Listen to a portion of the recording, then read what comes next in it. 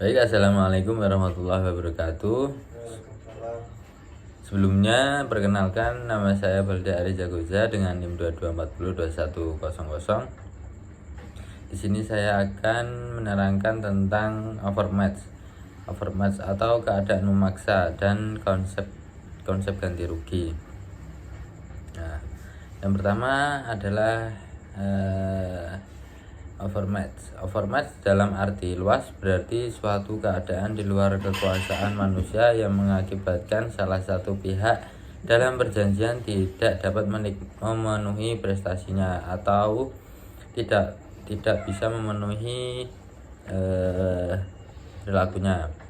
Jadi overmatch ini tidak ada kesalahan dari pihak yang tidak memenuhi prestasinya, sehingga menyebabkan suatu hak atau suatu kewajiban dalam suatu perhubungan hukum tidak dapat dilaksanakan.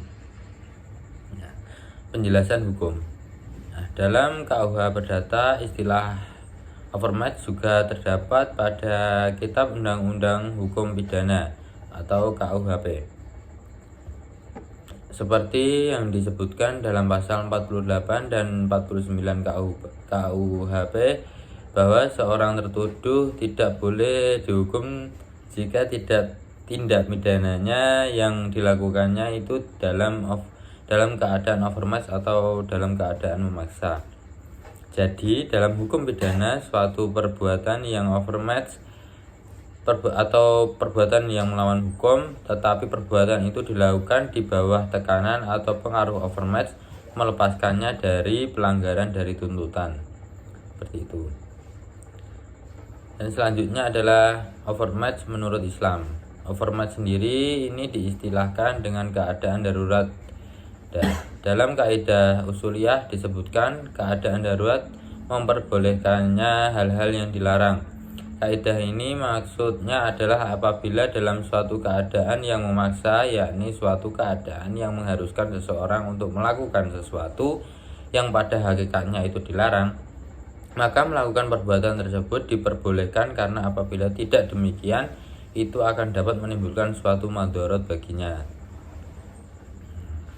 Overmatch sendiri itu dibagi menjadi dua. Yang pertama adalah overmatch absolut dan overmatch relatif. Nah, yang pertama adalah absolut. Absolut itu adalah overmatch atau keadaan memaksa, suatu keadaan di mana debitur sama sekali tidak dapat memenuhi perutangannya atau perikatannya kepada kreditur. Dan selanjutnya adalah overmatch relatif. Keadaan memaksa relatif ini adalah suatu keadaan yang menyebabkan debitur masih mungkin untuk melaksanakan prestasinya, tetapi pelaksanaan prestasi tersebut harus dilakukan dengan memberikan pengorbanan yang besar yang tidak seimbang. Nah, seperti itu untuk penjelasan dari overmatch. Dan selanjutnya adalah konsep dari ganti rugi. Ganti rugi sendiri itu jika terjadi kesalahan dalam suatu perikatan sehingga menimbulkan resiko, maka menurut ahli fikih hal tersebut dapat dilihat dari sudut kapan terjadinya kerusakan. Apabila kerusakan barang terjadi sebelum serah terima, maka penyelesaiannya adalah sebagai berikut. Yang pertama, jika barang rusak semua atau sebagiannya sebelum diserahkan atau sebelum diserah terimakan akibat perbuatan pembeli, maka jual beli tidak menjadi fasakh. Nah, fasakh sendiri adalah batal. Akad berlangsung seperti sedia kala dan si pembeli berkewajiban membayar seluruh bayaran penuh. Yang kedua, jika kerusakan akibat perbuatan orang lain, maka pembeli boleh menentukan pilihan kembali kepada penjual atau membatalkan akad. Dan yang terakhir, jual beli menjadi batal sebab barang rusak sebelum serah terima akibat perbuatan penjual atau perbuatan barang itu sendiri atau karena bencana alam. Selanjutnya itu apabila kerusakan barang terjadi sebelum serah terima. Nah, apa yang dilakukan? Maka penyelesaiannya adalah sebagai berikut.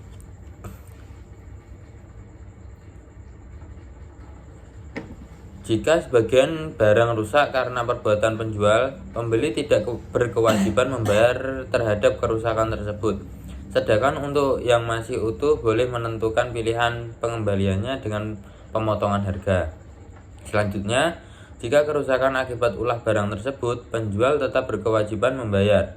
Pembeli boleh menentukan pilihan antara membatalkan akad atau mengembalikan sisa atau yang tidak rusak dengan membayar semuanya. Dan yang terakhir, jika kerusakan terjadi akibat bencana dari Tuhan yang membuat kurangnya kadar barang sehingga harganya pun berkurang sesuai dengan yang rusak. Dalam hal ini, pembeli boleh menentukan pilihan antara membatalkan akad dengan mengambil sisa atau sisa yang utuh itu dengan pembayaran. Cukup itu yang dapat saya sampaikan, kurang lebihnya saya mohon maaf. Akhir kata, wabillahi taufiq wal hidayah, Assalamualaikum warahmatullahi wabarakatuh.